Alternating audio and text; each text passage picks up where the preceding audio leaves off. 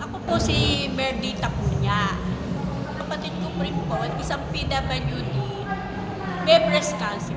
Operahan po siya, na-chemo po siya.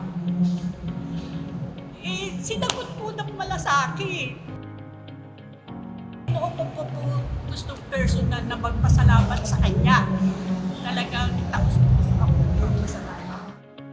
May mga kaibigan nga tayo na binababa ang pondo dito para ibalik po sa inyo dahil sa inyo naman daw po galing yan, sabi ng ating panauhin. At ngayon, siguro hindi na kailangan ng pagpapakilala, kilala niyo na po siya. So tunay, lahat ng politiko sasabihin, mamalasakit sila.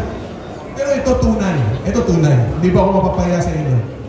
Ang tunay na nagmamalasakit sa atin, hindi lang sa Antipolo, hindi lang sa Rizal, kundi sa buong bayan, buong bansa natin sa Pilipinas. Walang iba, ang ating kaibigan, Mr. Malasakit, Senator Bongo.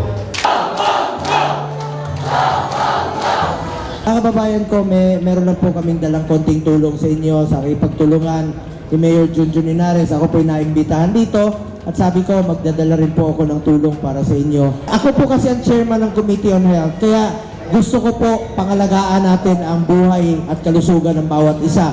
Ang katumbas po ng kalusugan ay katumbas po yan ang buhay ng bawat Pilipino po. Pangalagaan po natin ang ating buhay.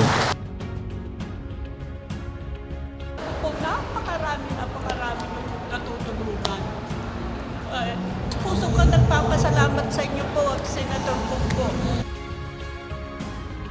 Kami para makatulong sa inyo, makatulong sa mga pasyente, makatulong sa mga proyekto na nakakapag-unlad ng inyong bayan, ng inyong syudad, at makapag-iwan ng konting ngiti o kasiyahan sa inyong mga muka ngayong araw na ito.